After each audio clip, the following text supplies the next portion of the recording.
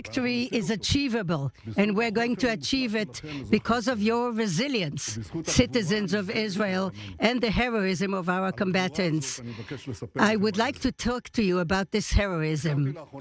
I visited in the hospitals and the awards, and I met heroes, brave, who really moved me to tears. One of them lost 2 legs. He looked me in the eye and he says to me, "Prime Minister, we have to continue until the end." And those same words exactly I heard from all his comrades, all those heroes in the rehabilitation wards, one without a hand, one without a foot, and one without 2 legs. And all of them said to me, "You have to continue to the end, to the victory, until you eliminate the Hamas." Some of them added, "When we'll be rehabilitated, we'll come back to help you, because only victory will ensure the existence of this country." Citizens of Israel, you know that we have a wonderful generation, and our debt to it is so big. Due to them, we shall continue to fight until we achieve all the goals of the war. This week, in the glorious operation of the special units and the IDV, we released 2 hostages. I looked at these brave combatants who were going to just break into the hostages' room. I was there 1:40 in the morning, and that was the decisive moment where the distance between success and failure is hair thin. And I heard on the communication board that the diamonds are in our hand, and we all felt a sigh of relief. Despite the great risk, I approved this very complex operation because I believe in our combatants, their professionalism, determination, their heroism. When I met them the next day, I hugged them and I said to them, "You are the best. You are the best combatants in the whole world. The people of Israel are proud of you." The essence of our policy to release their hostages is a strong military pressure and a very harsh negotiation. That's how we released 112 hostages, and that's what we'll do until we release all of them. This negotiation compels us to stand forcefully. I promise you that until this very moment, the requirements of the Hamas are hallucinatory. They mean one thing: defeat to Israel. And of course, we cannot agree to that. But when the Hamas will lay off these hallucinatory demands, we can advance. I want to tell you and to the families of their hostages, we do not forget for even one moment our commitment to bring back all the hostages. And I'd like to say a very important word also to the displaced people in the south and the north. The government is committed to bring you back to your homes. In the south, it's very close. In the north, we'll do it, either politically or militarily. Total victory in the south is the message to all our enemies. This is a message that will bring back the security to the entire country. On the way, we are paying, unfortunately, a high price. This week also, combatants, heroes fell. Also, the Colonel Netanyahu, father of 5, his father, Albert, eulogized him and said, "The people of Israel lives." That's not a slogan. Those youngsters went to fight the people in Gaza, and in their death, they bequeathed us life in the state of Israel. I say to Albert and to you, citizens of Israel, we shall not stop until we eradicate this vicious enemy for which our soldiers died. Our military pressure works. We are closing on the Hamas in Khan Yunis. Recently, we came to places that the enemy never imagined we would get to. We eliminated most of the battalions of Hamas, and we won't stop until we do all of them. This is a sine qua non to obtain a total victory. We're not going to give it up. We're going to pursue those murderers, the heads of the Hamas, who are hiding from one tunnel to the other. And one day they will not have any hiding place. It's only a question of time. 2 days ago, I spoke again to the President of the United States, Joe Biden. I speak every day to the leaders of the world, and I say decisively to them, Israel is going to fight until it reaches a total victory. And yes, it includes also operation in Rafah. Of course, will enable those citizens who are there to be evacuated to safe places. Because if you prevent us from acting in Rafah, you're actually saying, lose the war. And I'm not going to give a hand to that. The political campaign that I lead enables us to act with a military freedom unprecedented for 5 months. That never happened in any war in Israel. And this is not self-evident. We are achieving it because of your support, citizens of Israel. We're not to give up. We're not going to surrender to any pressure because we are people of heroes. We are a people who wants life. We're not going to surrender because we must eradicate evil. And therefore, we shall not surrender to any international dictates regarding arrangements with the Palestinians. I said it in the cabinet, and I want to reiterate today. An arrangement will be obtained only in direct negotiations between the parties without any preconditions. Israel will continue to oppose unilateral recognition. And when do they want to do that? After the terrible massacre of October 7? There couldn't be a bigger award, a bigger prize to the people who did it. And that will prevent any future arrangements for the future. We are on the way to victory. The combatants demand it, the injured, the families, and a huge majority of the people demand it. And in order to achieve this victory, we just need one thing: unity. Not unity for one moment, a real unity. When I met those heroes, the combatants in the rehabilitation wards, in the hospitals, I saw this unity in its glory. And I was really touched to the heart. I felt elated.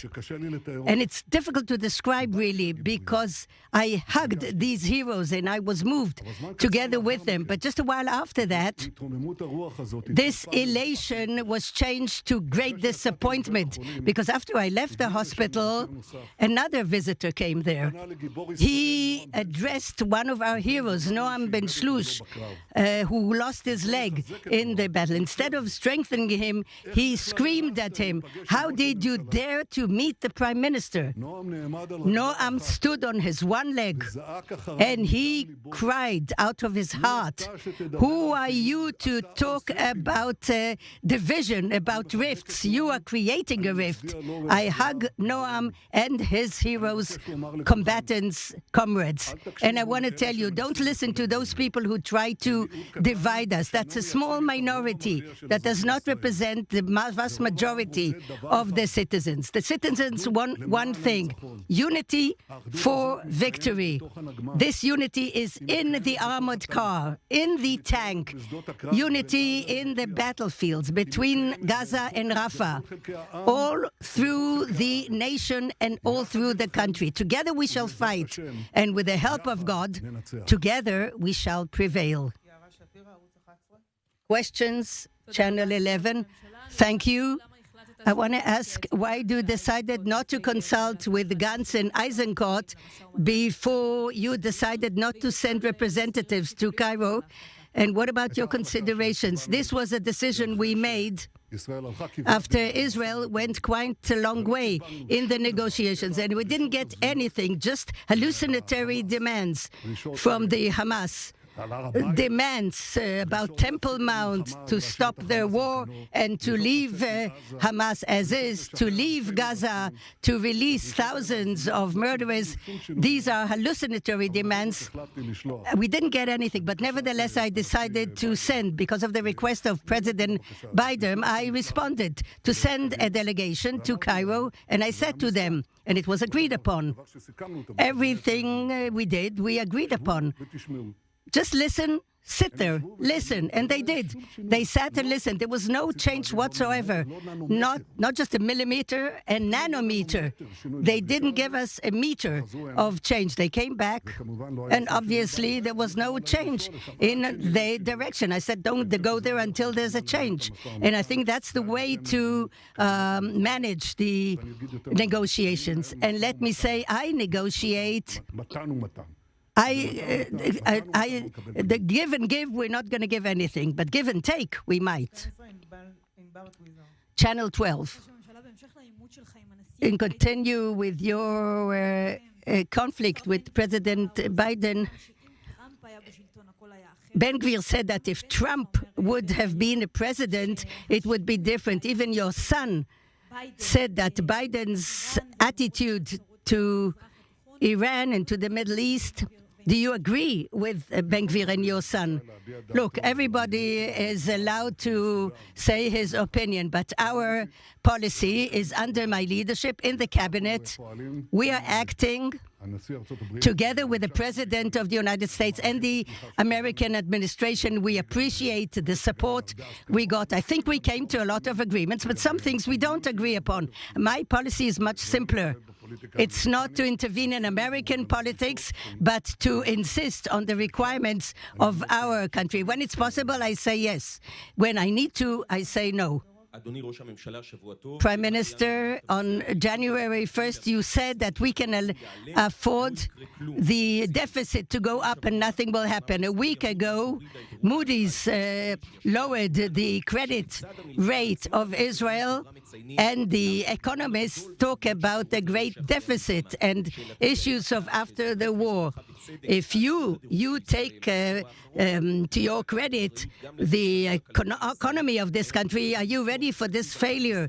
Are you going to open the budget of 24 in order to think about maybe changing and replacing the Minister of Finance so that S&P and Fitch do not follow Moody's?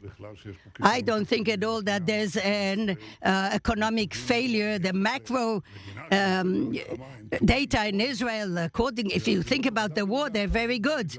And the credit rate was because of economic problems, because we're in a war, and when we leave the war and finish the war and win the war, then I'm sure it's going to go up. Even those negative predictions, everything derives from the war. When they'll see that we're winning, and everybody knows and understands that we're going to win, you will see the rating coming back. By the way, the smart money understands that already. Now we see that 2 days after this credit rate, there was a demand. We issued bonds of the State of Israel. It was a peak of all time of the demand for the bonds of the State of Israel. That says something. It says that what I'm saying is right. Radio Kol Chai, I'll be happy to hear your reaction to Miki Zohar's suggestion to state that the elections take place exactly after the war. And these voices come not from the opposition, but from your people. These elections have a date. It's another few years from now. I don't suggest we deal with it now. The last thing we need now is elections and dealing with elections, when immediately it's going to divide us. And if there's one thing that Hamas is waiting for, that we go to such political battle. Now we need unity. It's not a spin. It's not a slogan that I'm saying, a lip service. We have to unite. We have another quarter of the organized force of Hamas to eliminate, and we're doing it. We're sweeping the whole area, and we are dismantling their underground infrastructure. We brought back half of the hostages, and we will bring back we have to deal with the efforts and not to deal with politics. Newspaper, Israel Today. You do not come out and say to the inhabitants who were displaced, we're definitely going to come back. There are two components. First of all, there's an economic arrangement. I met with a representative together with the cabinet, and then we made a suggestion, what was accepted, of financial arrangements. As for the security, the Ministry of Defense is going to issue a definite statement And I can tell you my opinion. You want it written in writing? Okay, the relevant bodies are going to writing. I'm not evading it. There's no situation without a risk, but a risk of the same ground incursion as we saw is not realistic, because the Hamas is deep in its tunnels. Somebody is going to cross the border maybe, but that military incursion of terrorists in masses, that's already off the record now. It's not going to come back. As for shooting of missiles or rockets or mortars, we know that we reduced a large part of this capability. We eliminated. To tell you that it's impossible, no, I'm never going to say such a thing. But it means that we can start going back. I said that the possibility to go back in the south is close, but the possibility in the north we're working on, but it will still demand activities, both civilian and militarily, and also politically. If we can solve it politically, fair enough. If not, we'll do it in another way. Mr. Prime Minister, you said more than once that the victory without entering Rafah is impossible, but the situation is becoming very difficult. The refugees are there. Was there a plan in the beginning of the ground operation to go into Rafah?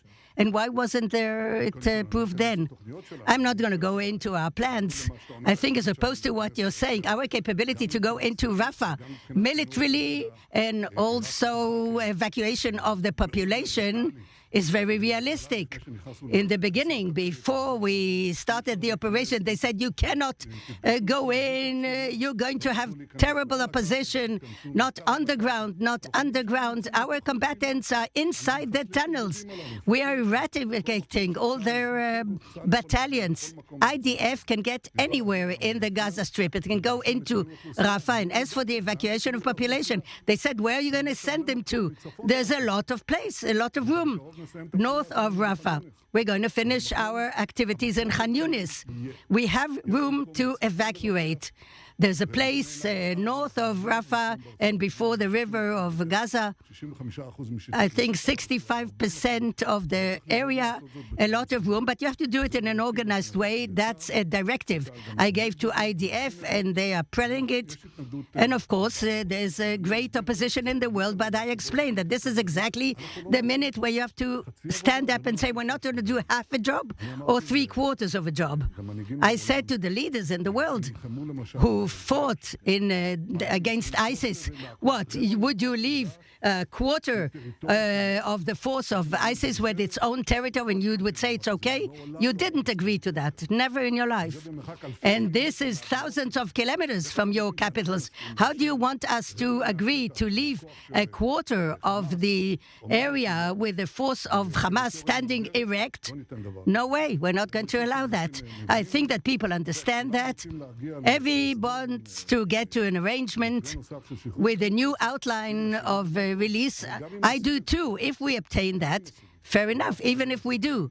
And according to the hallucinatory demands of the Hamas, it doesn't look so close. But even if we do achieve it, we're going to go into Rafah. There's no alternative to total victory. And the only way to obtain it is to eradicate all these battalions in Rafah. Last question.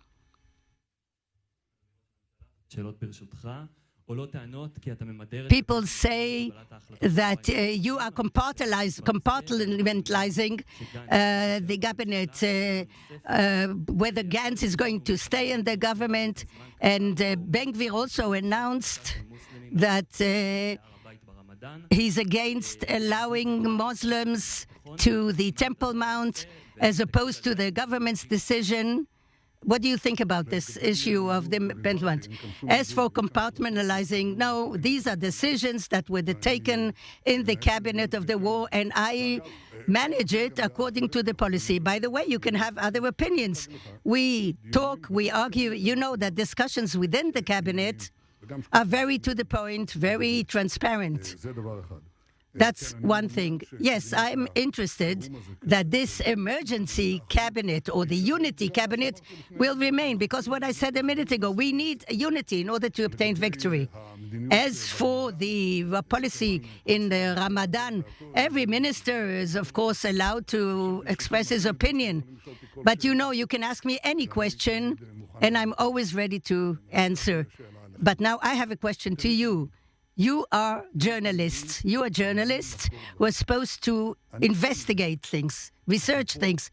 I notice, apropos unity and rifts, I see that the huge posters on the highway all over the country, and I see publications in the internet. I see publications in digital places worth, I think, dozens of millions of dollars. And I want to ask, didn't you decide or think about looking into it to check who's doing it, where it comes from, where are the funding sources, who is behind this huge sum of money? It's all incitement. It's all for rifting, for dividing.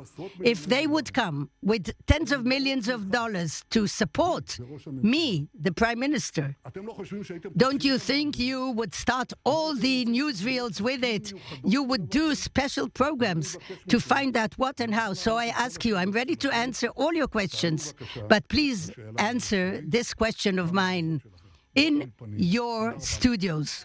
Thank you very much.